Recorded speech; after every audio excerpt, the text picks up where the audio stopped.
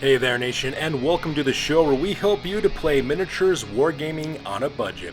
It is I, Commander Cheapskate, and we are back with another episode of From Hell, our weekly series of battle reports that is dedicated to the brand new Demonic Combat Skirmish game, Reign in Hell, which is produced by Snarling Badger's gaming company. Now, in case you're unaware, Snarling Badger is actually a company that is founded by two YouTubers who do miniatures wargaming, Vince Ventrilla as well as Adam Loper. Adam Loper made famous by Tabletop Minions fame, and Vince Ventrilla with his weekly Warhammer podcast as well. So both of them actually put this rule set together, which is actually a pretty awesome game. Now, in case you're tuning in for the very first time, Reign in Hell is what's known as a agnostics miniatures game, which means that you can use any miniature that you want to in this game, because the only thing that Snarling Badger actually created was the rule sets. Everything else is entirely up to you in order to field it. So we'll be doing a couple of battle reports, actually running through a campaign using all 6 philosophies, so that we get a good idea exactly what the game mechanics looks like for this product. So this one is a Hellstorm scenario that is fought between the Judges as well as Demented, which are two very, very opposite ends of the spectrum for philosophies within this rule set. My friend Smells Like Febreze, she is bringing the Verdant Tribunal, which is her Judges Cabal, and Dark Lord Mac is bringing the Garden of Maladies, his Demented Cabal. So with that being said, we're going to play some background music real quick. As the music is playing, we'll show you photos of both warbands as well as their rosters. If you want to see exactly what each of the Cabals are taking for this one, go ahead and pause and take a look at your own leisure. So with that being said, let's get this battle report on a roll.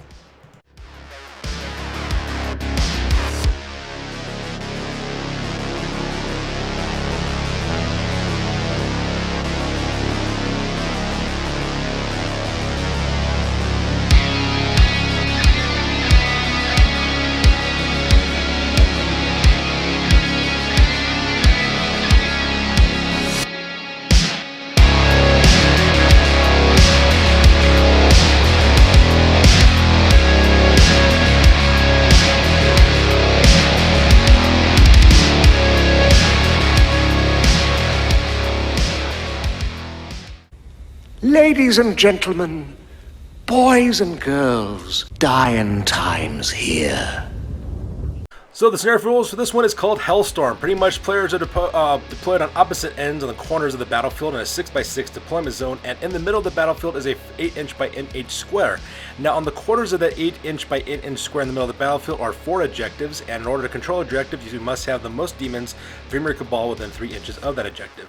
And of course at the very end of each turn you generate 1 victory point per objective that you control. Now the problem at the same time though is that while this battle is taking place, you have what's known as a Hellstorm taking place. And what you do is that you have to roll a d6. Now the battlefield is divided into 4 areas. So in a world through 1 through 4, basically 1 quadrant of the battlefield is being affected by the Hellstorm. On a 5 through 6, nothing happens. Now once you figure out which quadrant of the battlefield is being affected by the Hellstorm, what you need to do is roll a further d6 for each demon that's in that quadrant. On a 1 through 2, nothing happens. On a 2 through 5, however, your demon suffers 2 damage, and on a 6, that demon suffers 4 damage as well. Now for the victory conditions, this game will last 5 different turns, and the winner is the cabal with the most victory points generated from controlling objectives. Now for rewards on this one, there is a special reward called Stormbreaker. It is a title, and any demon that survives the battle and suffers 0 damage from this Hellstorm gains the Stormbreaker title. If they do, anytime they play this scenario in the future, they are unaffected by the storm on a 1 through 3 and only suffer 1 damage on a roll 4 through 6. And that pretty much makes up the scenario rules for this one. So the scenario rules over, let's go and talk about deployment as well as the battle plans real fast. So here's an overhead shot of the entirety of the battlefield. As you can see, we're playing on a 22" by 30" playmat. This is actually from Warcry, as well as the terrain is from that game as well. And as you can see, my friend Dark Lord Mac is deployed on the bottom right-hand corner, while my friend Smells Like Febreze is deployed on the upper right-hand corner. So pretty much the idea here is that both of these cabals will need to swarm directly into the middle in order to control objectives. Now, for the battle plan on this one, for my friend Dark Lord Mac, I talked to him about what his plans were for before the battle. His plans is, like he said, he's going to go forward as quickly as he possibly can and secure objectives. And the reason why is because most of his lesser demons are corpulent demons, which basically means that they actually have really high life totals. I think they have like 15 life apiece is what they end up having as well. Not to mention, they also, it's called a pile of flesh ability, which means that every single time they activate, they automatically heal 2 points of life. So because of that, a lot of the demons within the Demented Warband are actually going to be okay, even with the Swarming Vortex from the Hellstorm, because they can heal up for the most part. So like he said his plan is to basically send his corpulent demons forward, secure objectives as quickly as possible, reinforce them with his Madness Demon as well as his leader, and kind of reinforce them that way, and just kind of hold on those objectives and simply outlast the Judges. So then I talked to my friend Smells Like Febreze. She is the one playing the Judge's Warband, represented over the upper right hand corner. Her plan, of course, is she mainly has tentacle demons in her army, so she's very fast moving army for the most part. And pretty much what her plan is to have her tentacle beasts secure objectives and then reinforce those tentacle beasts with both her leader as well as her devout demon, the Executioner, which is a beast in close combat. And that pretty much makes up their battle plans for this one. Alright, so first of all, let's go talk about deployment real quick for the Garden of Maladies. This is the Demented Cabal that's played by my buddy Dark Lord Mac. In the back left-hand corner, that is his leader demon. His name is the Gardener Malady. He's basically got Manning Insight, which means he can re-roll 1 dice during any one of his actions during a turn. He also has the Zealot ability, which gives him the Frenzy ability as well. He gets +2 to his combat score whenever he charges forward, and also a +3 against leaders in close combat as well. He's also got Regenerating Soul, which means he heals 1 life point per activation, and he also has Infernal Armor, meaning he always takes 1 less damage no matter what the outcome is. So because of that Gardener Malady, he actually does pretty good with this Hellstorm ability, because he can actually take less damage at the same time heal up. Now right next to him on the top, that huge monster there, that is Madness is his name. He's a devout demon. He's a madness demon. He's got Infected with Madness, which means that once per round he can switch his combat score with all enemies within 3 inches of him until the end of the round, and he also has the Disorder ability as well. Now Disorder is a game mechanic, and pretty much how it happens is that he starts off the game with 0 Disorder, and every single time that a triple 1 is rolled, no matter who ends up rolling it, he gets +1 to his Disorder score. And of course, he can add his Disorder score to his combat ability whenever he's making defensive rolls against combat attacks as well. Now, also up the front there, on either side, he's got 4 corpulent demons. Those characters' names are Goldcore, Gerlach, Muttermold, as well as Slimex. And in the middle, he's got 2 Mephets named Degenerate as well as Inglorious. And that pretty much makes up Dark Lord Mac's deployment for this one. Now, on the other side of the battlefield, we have the deployment for the Verdant Judges. This is the Judges Warband Cabal that's played by my friend Smells Like Febreze. So starting in the very back corner there, that huge guy is Durthu. He is a devout demon. He is an executioner. He's got the ability called Off With Their Heads, which means that whenever he's attacking an enemy with 4 life or less, he may reroll any combat dice that he makes. At the same time, he also has the Justice mechanic as well. And pretty much what ends up happening for that mechanic, he earns 1 point of justice for each enemy he's slain who deals any damage to his Cabal. And then, of course, when he makes a combat roll, he can increase his justice, take his justice total and increase it by that much. So that guy is kitted out to kill in close combat. Now, right below him, of course, is a leader that her name is Dryka. She's a leader demon. She's also a warrior demon as well. She's got Breaking the Rules, which means that 1 inch, the first time that she's slain, she actually remains alive, and she actually has 1 life left over as well. She's got Combat Master, gives her, basically, she can take 1 of her combat attack dice and automatically generate to a 6. She's got Steadfast Soul ability as well, which means when focused in combat, she actually can sacrifice 1 initiative die to make it to a 6. And then she gets Hammer of Thunder, which pretty much means that whenever she rolls a 6 on close combat, all enemies within 3 inches suffer 2 damage. So she's really kitted out to get those 6s into like really cause some harm with some area effect weapons as well. And at the same time, I forgot to mention, this warband also has a rule called Reinforcing the Rules, which means that once per round, when an enemy demon makes a combat attack, the attacker may not benefit or use any special abilities as part of the attack as well. So that's one of the benefits that they actually have for this warband for them as well. Now, next on the left-hand side, that is his name is Treekin. He is a Slaughter Fiend. We've got the Paragon of Slaughter, which means that during focused combat, he gets +2 to his combat score. Up in the front, we have 3 tentacle beasts named Willow, Ash, and Birch. They have grappling arms, which means that their opponents suffer 1 combat score as well as -3 to their movement within 1 inch of them. And up in the front there, we have Spite, which is a Mephet with the fly as well as sting and move ability. And that pretty much makes up deployment for the Judges. So with deployment over with, we go directly to the top of turn number 1, and the first thing that ends up happening is my friends roll off to see exactly where the Hellstorm is going. Alright, so that takes us directly to the top of turn number 1, and these are the initiative rolls for each of both the Judges as well as the Demented as well. So these are the scores they actually end up rolling up for their warbands. So you can take a look at that and you can figure out what the initiative were. Now the thing about this one though is that the Hellstorm actually ended up attacking the bottom left-hand quadrant first, which means that all the demons within the Demented warband actually had a roll to take damage. As you can see, all of them almost took damage except for Inglorious, which is one of the Mephets that are located there in the center, but everybody else took damage on that part. So that part could be pretty crippling. But like my buddy Dark Lord Max said, he's got mainly corpulent demons in his warband, as well as his leader can also regenerate wounds. So of all the Cabals that are on this battlefield, they actually stand a better chance of surviving over the long term with this Hellstorm. So for his very first activation, Dark Lord Mac decided to send in his 2 Mephets. He sends the Degenerate as well as Inglorious to secure the first 2 objective markers. Degenerate takes the one on the left, while Inglorious takes the one right there on the right-hand side. Meanwhile, for Smells Like Febreze, she actually spends a couple of turns activating a couple of her fighters. She sends 2 tentacle beasts directly towards the center of the battlefield, as well as her Mephet Spite. She actually flies up to secure the very first objective in the upper right hand corner of the center of the battlefield. Meanwhile, for Dark Lord Mac's next activation, he activates 2 of his Corpulent Demons, and he actually has them move forward as quick as they possibly can. And because they're Corpulent Demons, though, they only have movement characteristics of 4, so they can't go very quickly. At the same time, Smells Like Febreze sends her 3rd tentacle beast directly towards the center of the battlefield, heading directly towards the objective marker which Degenerate has taken care of. And I do apologize for the blurriness of this picture. It looks like my depth of field was actually kind of taken off because I actually took a picture of the terrain piece and not the actual model. So for her next activation, Smells Like Febreze then activates Dryka, who moves up her maximum allowance to catch up with her 2 tentacle beasts, heading directly to the center of the battlefield. And Dark Lord Max activates one of his other Corpulent Demons, heading him directly towards the objective in the top left-hand corner of the battlefield, going to go help out Degenerate. Smells Like Febreze then activates the Treekin, and basically he does exactly the same thing. He's actually a pretty slow-moving Slaughter Fiend, only have a movement of value of 5, so he moves up right behind the 3rd tentacle beast to add some more support, going after that objective. And as you can see in this photo as well, Gardener Malady also gets activated next for Dark Lord Mac. He moves him up his maximum allowance right behind his Corpulent Demons. And I forgot to mention, as you can see here, the damage for the Corpulent Demons as well as for the Leader Demon, Gardener Malady, are actually reduced by a couple of points, and that's because they have that regenerative ability for this warband. And then for Smells Like Febreze's final activation, she activates Durther, who Executioner, who basically moves up his maximum allowance to back up the Treekin as well as the Tentacle Beast. And for Dark Lord Mac's last activations, he then sends up his last Corpulent Demon, as well as Madness is his name, his Madness Demon. The Madness Demon moves up his maximum allowance. At the same time, that Corpulent Demon heals 2 wounds and also moves forward as well.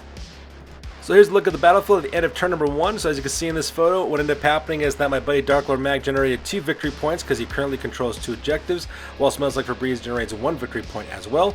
And as you can see, for the most part, both warbands are just moving as quick as they can in order to secure objectives. The Mephets on both warbands moved up to secure their objectives first, just because they're a little bit faster than the rest of their brethren.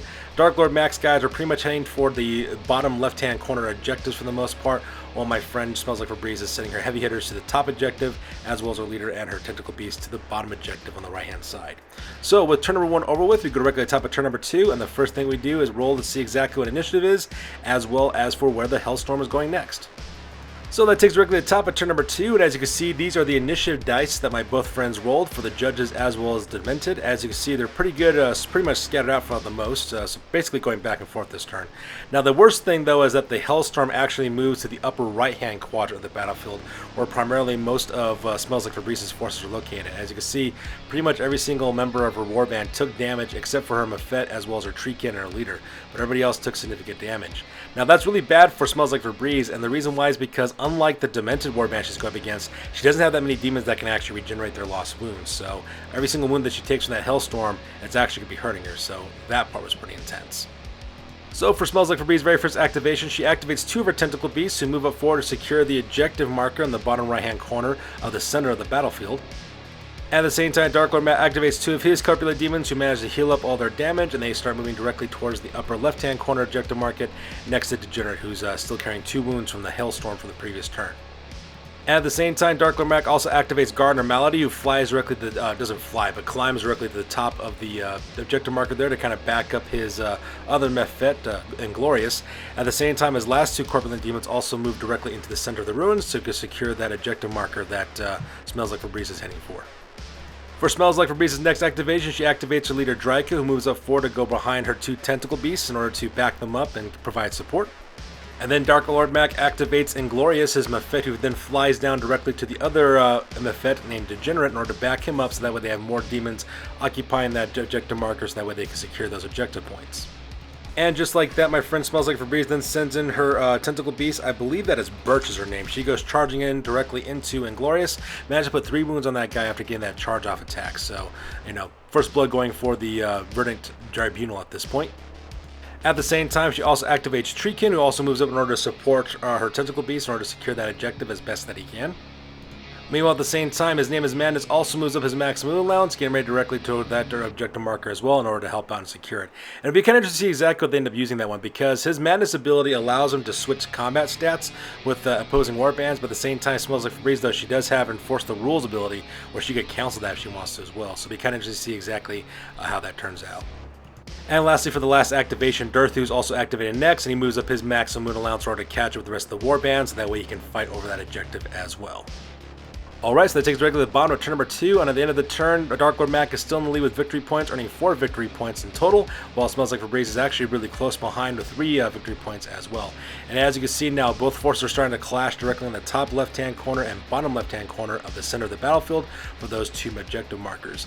For the most part, Smells Like Febreze is doing a pretty good job dividing up her warband to go after these 2 different objective markers. She also has her Mephet Demon Spike controlling the objective in the top right-hand corner. Meanwhile, Dark Lord Mac, though, he controls 2 objective markers right now, with his leader, Gardner Malady, controlling the bottom left-hand corner, and his Mephet, both of them controlling the top left-hand corner as well. So with turn number 2 over with, we go directly to top of turn number 3, and my friends roll off for their activations, and at the same time, they roll off to see exactly where the Hellstorm is going next. Alright, so that takes directly to the bottom of, the top of turn number 3, and once again my friends roll off for their activation dice. As you can see that the judges are on the top and the Demented are there on the bottom. As you can see, most of it will be taking place during the 9 and 8 die activation for the most part. But to make things even worse though, however, the Hellstorm actually maneuvers to the bottom right hand corner of the table as well, and once again putting even more damage directly onto Dryka as well as her 2 tentacle beasts that are located in the bottom right hand corner. Now at the same time though, Dark Lord Mac actually got kind of unlucky because one of his corpulent demons was in that area, but when they rolled to see exactly what happened to him, they rolled a 1, so he doesn't actually suffer any damage. So for Smells Like Febreze very first activation, she activates Treekin. He does a charging attack directly into Degenerate, manages to slay that Mephet no problem whatsoever. So because of that, he will actually have to roll up on the Soul Loss table at the end of the scenario. And at the same time, Smells Like Febreze also earns a Soul Dice, which is a value of 1. So not much really value there to help her out for the most part, but she could still cash in that Soul Die for 6 Soul Points if she wants to at the end of the battle report. So with that, for the next activation, Dark Lord Mac then sends in Madness is his name, his Madness Demon. He does a charging attack directly against Treekin as well. Also used his effective Madness ability and switched combat results between him as well as his Treekin. Smells Like Febreze allowed him to do it this turn just because she wanted to make sure she saved that ability for later on in the round, which actually might be more important. So because I was able to put 4 wounds directly onto the Treekin, so that part's pretty interesting. So for Smells Like Febreze's next activation, she just moves Durthu forward his maximum moon allowance. Unfortunate for her though, she was 3 inches short of actually being able to do any combat whatsoever, so she just moves him up his maximum moon allowance, so that way during the next turn he can do some more fighting. At the same time, as well as you can see in this photo, the Corpulent Demon on the left hand side, he charges up forward, is able to put the last few wounds directly onto Treekin and actually kill that guy within 1 single blow, so that part's pretty insane as well. At the same time, he also tries to send his other Corpulent Demon charging directly into the Tentacle Beast. I believe that character's name is Ash? Oh, sorry, Birch is her name. And actually managed to put 2 wounds directly onto him as well.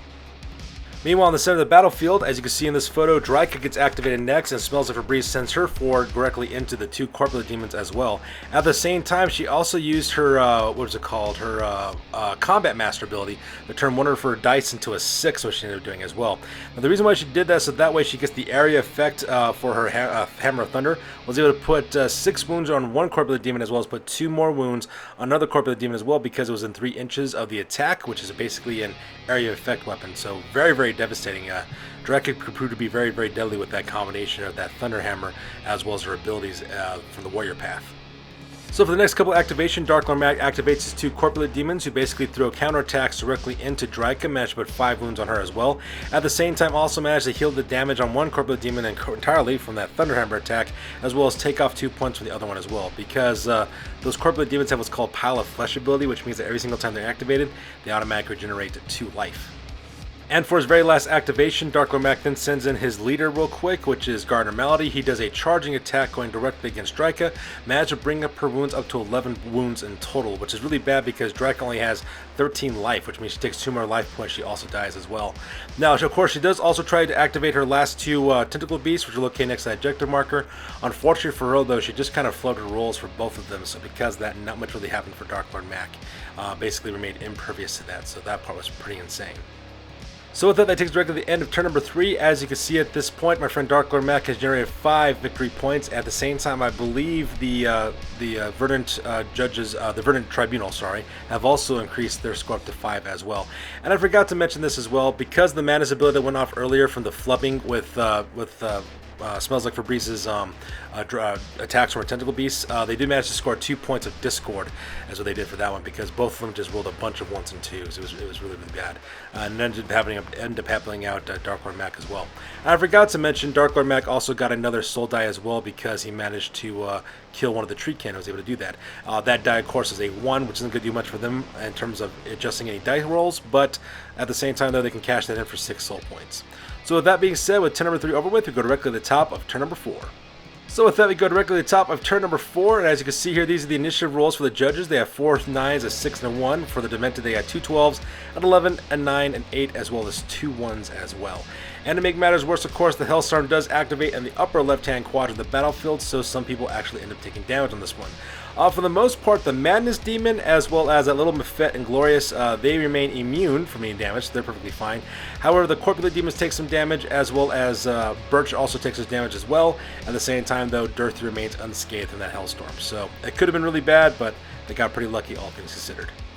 So Dark Lord Mac activates first, and he has Garner Malady and put his attacks directly into Dryka and managed to finish off the leader of the Verdant Tribunal, so she is slain, and she will need to roll up on the Soul Loss table at the end of the scenario. And because of that, Dark Lord Mac also earns another Spirit die. This time this one is a 2. Once again, not too beneficial for rerolls, but he can still cash those in for 6 soul if he wants to at the end of the battle report. And at the same time, I believe it was the Corpulent Demon on the right-hand side who actually managed to finish off Birch, managed to kill her off eventually, and also slayed that demon as well. And I forgot to mention, they also got another soul die for that one. I don't remember what the value was, but in the end, though, Birch, she will need to roll up on the Soul Loss table to see exactly what happens to her at the end of the scenario. So for Dark Lord Mac's next activation, then activates Inglorious, it then flies back to protect the original objective marker right there in the bottom left-hand corner in the center of the battlefield. So for Smells Like Febrez's next activation, she activates both of her Tentacle Beasts, which are located right there in the center of the battlefield. They do try to both attack Dark Lord Mac's leader, Garner Malady, but unfortunately for them, though, they just failed to wound him. Weren't able to. They're actually unable to hit him for the most part, just because he's got a higher weapon skill than them, which combat score than them. So because they got to roll 4 up in order to do that, and unfortunately for Smells Like Febreze, she just couldn't do it. However, on the top of the battlefield, as you can see here, Duthu does a charging attack forward, going directly into His Name is Madness. Managed to put 10 wounds on that Madness Demon right off the bat, so that part was absolutely insane. And as you see on that one, just basically cut that guy almost to death. And the reason why is because the Madness Demon only has 1 more life left before he is actually killed, so that part was insane.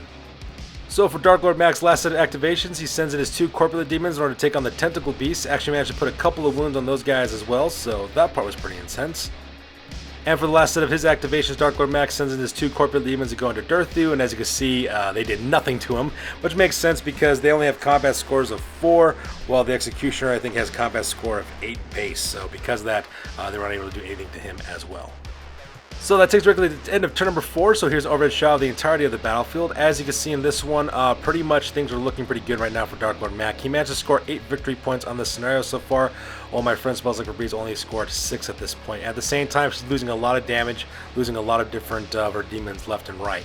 And then, of course, she's still got to worry about the Hellstorm to see exactly what's going to happen as well.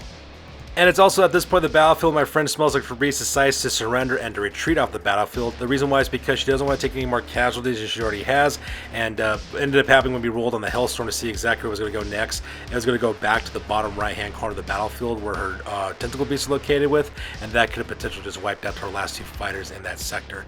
So she decided to surrender so that way she didn't have to worry about taking any more losses. And just like that, also earned the very first victory for the Demented in our Reign for Hell campaign. So that being said, ladies and gentlemen, we'll go directly to the post-game because this battle report is now officially over.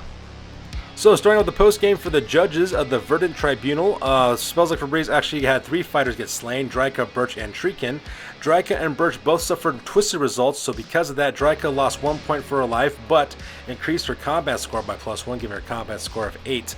At the same time, Birch also suffered the twisted injury. She took 1 point off her movement and decided to increase her combat score by 1 as well. So she's moving 7 and combat score of 8 now. Sorry, not 8.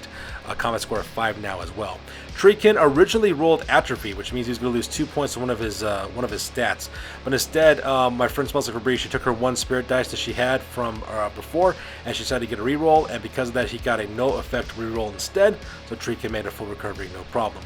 Now from the rewards table, they actually got one roll on the essence table, and they got the essence of luck, which means that once per battle, they can replace any one of their combat die with a 6 instead. So because of that, my friend Smells Like Febreze decided to give that to her executioner, Dirtha, to use for that ability. Now for her titles, her Spite, which was her Mephet demon, she actually survived the entire battle port without taking any damage from the Hellstorm. So because of that, she received the Stormbreaker title, which means that she also receives less damage the next time she fights in a Hellstorm scenario. Nobody advanced at this time. There are no recruitments and expeditions, and her new current record now is at 0 wins as well as 1 loss. So finally, we move on to the victors, which are the Demented Cabal, the Garden of Maladies. For their soul loss, they actually only had one member of their Cabal be slain, which was Degenerate. He got a weakened injury result, so because of that, Degenerate actually has -1 to his movement. So because of that, to his life force, I'm sorry. So because of that, he has now only got, I think, 6 life is what he ended up having for the most part. Now for the rewards, they actually didn't roll anything for the rewards. They actually ended up with nothing on that one, so that part was kind of crazy.